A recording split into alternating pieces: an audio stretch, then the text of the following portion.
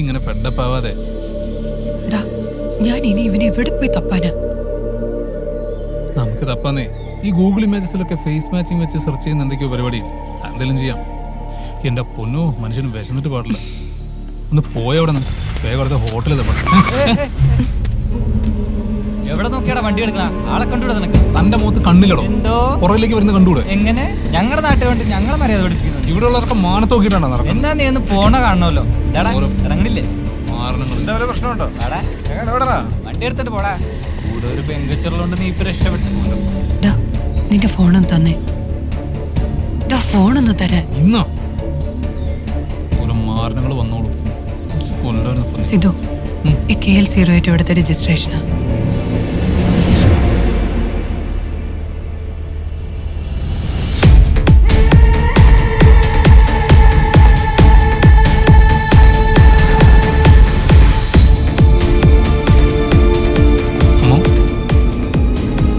വിഷമിക്കാതൊരു ഞാനില്ലേ കൂടെ. അവൻ ഈ തൃശ്ശൂരിൽ എവിടെയുണ്ടെങ്കിലും നമ്മൾ നോക്കിയിരിക്കും.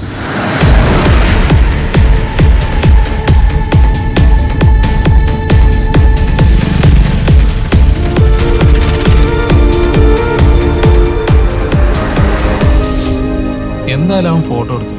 എന്നാൽ പിന്നെ ആ ഫുൾ നമ്പർ കാണിച്ച് അവൻ ഫോട്ടോ എടുത്തിരുന്നെങ്കിൽ നമുക്ക് അവൻ്റെ വീട്ടിലേക്ക് അഡ്രസ്സ് എല്ലാം കണ്ടുപിടിച്ച് നല്ല മാസമായിട്ട് കയറി ചെല്ലാൻ. കുഴപ്പമില്ല. എന്തായാലും നമ്മൾ വിചാരിക്കുന്നതിലും വളരെ വേഗത്തിൽ കാര്യങ്ങളൊക്കെ നടക്കുന്നില്ലേ? അതെങ്ങനെ? ഇതുപോലെ ഐശ്വര്യമുള്ളവർ കൂടെ ഉണ്ടെങ്കിൽ കാര്യങ്ങളെല്ലാം വളരെ സ്മൂത്തായിട്ട് നടക്കും.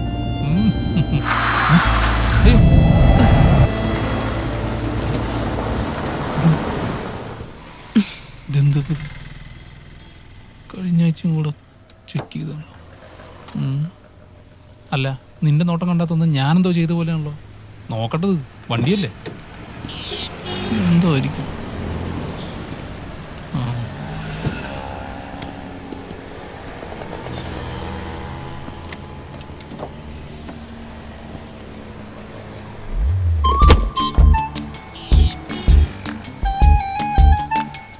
എന്തല്ലേ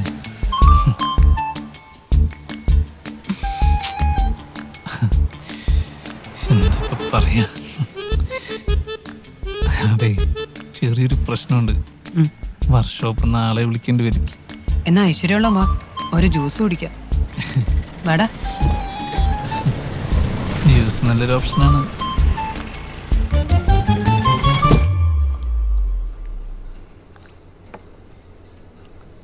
സിധു, നാളെ രാവിലെ മുതൽ അന്വേഷിക്കണം അവനെ പറ്റി. പക്ഷേ എവിടെ നിന്ന് തുടങ്ങണമെന്ന് അറിയാത്തത്. പക്ഷെ ഒരു കാര്യം ഉറപ്പാണ്, ഈ നന്ദൻ എന്ന് പറയുന്നവനെ കിട്ടിക്കഴിഞ്ഞാൽ തന്നെ നിന്റെ സ്റ്റോറി ഓൾമോസ്റ്റ് 90% കംപ്ലീറ്റ് ആവും. അതൊക്കെ ശരിയാടാ, പക്ഷെ ആളെ കണ്ടുപിടിക്കണ്ടേ? ഈ തൃശ്ശൂർ എന്ന് പറയുന്നത് ഒരു ചെറിയ സാധ്യത മാത്രമല്ലേ, ഒരു 1% ചാൻസ്.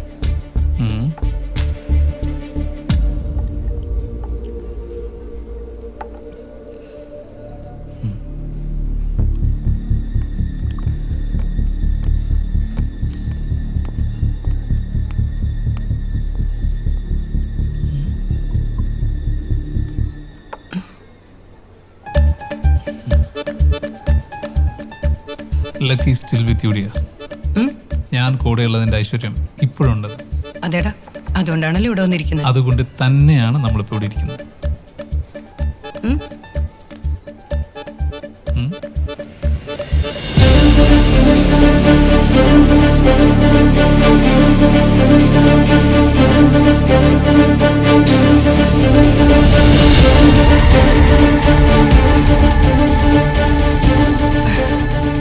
ഇപ്പൊ എന്ത് പറയാൻ? I'm your lucky charm, right? Yes, of course, you are. ഡാ, നീ ഇവിടെ ഇരിക്കെ. നീ കൂടെയുള്ളത് അവൻ അറിയണ്ട. ഒരു ചെറിയ പണിയുണ്ട്. ഡാ, ചിലപ്പോൾ നമ്മൾ വിജയിക്കും, അല്ലെങ്കിൽ നോക്കാന്നേ. All the very best, my dear. Thank you.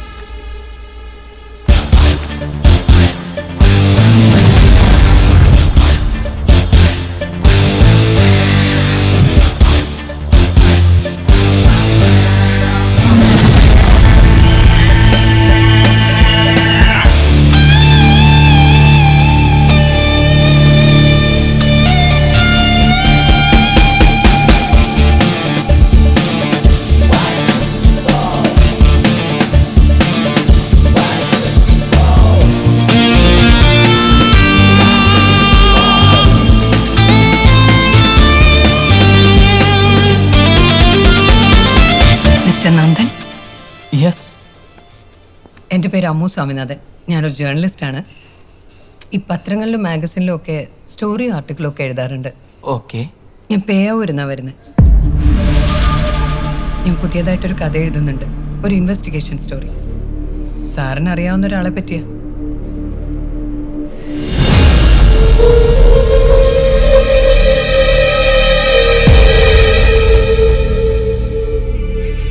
എന്താ നിങ്ങളുടെ ഉദ്ദേശം? എൻ്റെ ഉദ്ദേശം അത് സാറിന് എൻ്റെ കണ്ണിൽ നോക്കി അറിയാൻ പറ്റും. എനിക്കൊന്നും മനസ്സിലാവുന്നില്ല.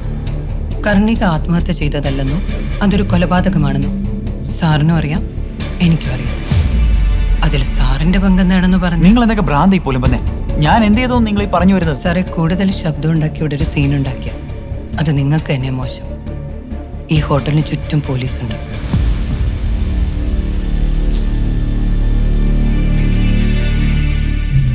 നടന്ന സംഭവങ്ങൾ സത്യസന്ധമായി പറഞ്ഞാൽ കാര്യങ്ങൾ വളരെ സ്മൂത്തായിട്ട് പോകും. അതല്ല അതൊരു സീനാക്കാനാണെങ്കിൽ നിങ്ങളെ സ്റ്റാഫുകളുടെയും കസ്റ്റമേഴ്സിന്റെ മുന്നിൽ കൂടെ പിടിച്ചു വലിച്ചുകൊണ്ട് ചോദ്യം ചെയ്യേണ്ടി വരും. എന്തു വേണമെന്ന് സാറിന് തീരുമാനിക്കാം. അവൾക്കൊരു കത്തും കൊടുത്തയച്ച് രാഖി രാമാനൻ സാറ് നാട് വിട്ട കഥ വരെ ഞങ്ങൾക്കറിയാം. പക്ഷെ അന്ന് യാത്ര പറഞ്ഞു പോയ നിങ്ങൾ, ദിവസങ്ങൾക്കുള്ളിൽ നിങ്ങൾ വീണ്ടും ആ മനയിലേക്ക് പോയി. എന്തിന്?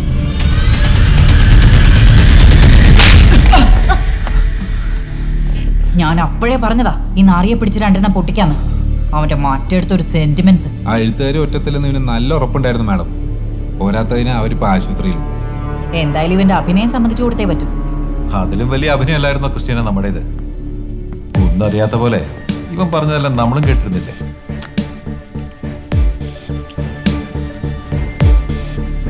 ഞങ്ങൾക്കും അറിയേണ്ടത് അതിനെപ്പറ്റി തന്നെയാണ്. എന്തിന് വീണ്ടും നീ ആ മനയിൽ പോയി? ഓ സാറേ, ഇവൻ ഇനി ഇവിടെ കിടന്ന് ഡ്രാമ കാണിക്കാൻ ഉദ്ദേശമെങ്കിൽ സാർ ഇവിടെ ഇരിക്കുന്നതെന്ന് ഞാൻ നോക്കില്ല, ഇടിച്ചു കൂട്ടും ഞാൻ. വേണ്ട ക്രിസ്ത്യന, അവൻ പറയും. ലടാ പറയടാ. സാറ് പറഞ്ഞ പോലെ കാശിനു വേണ്ടി ഒരു പാവം പെണ്ണിനെ ചതിച്ചവനാണ് ഞാൻ. പക്ഷെ അവളെ കുറച്ച് ദിവസങ്ങൾ കാണാതിരുന്നപ്പോഴേ എനിക്ക് മനസ്സിലായത് എനിക്ക് അവളെ എന്തിഷ്ടമായിരുന്നു. എന്തൊക്കെ ന്യായം പറഞ്ഞാലും ചെയ്തത് തെറ്റാണെന്നുള്ള ബോധ്യം. അവളെ വീണ്ടും കാണാൻ, ആ കാലിൽ വീണ്ടും മാപ്പി ചോദിക്കാൻ വേണ്ടിയാണ് സാറേ ഞാൻ അന്ന് രാത്രി തിരികെ ആ മനയിലേക്ക് പോയത്.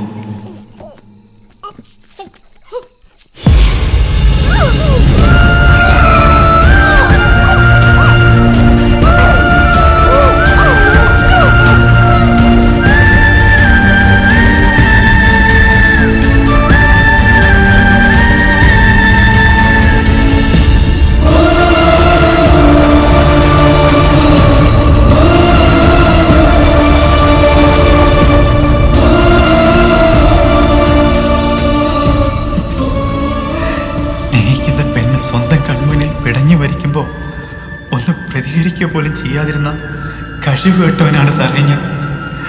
ആണത്വമില്ലാത്തവൻ.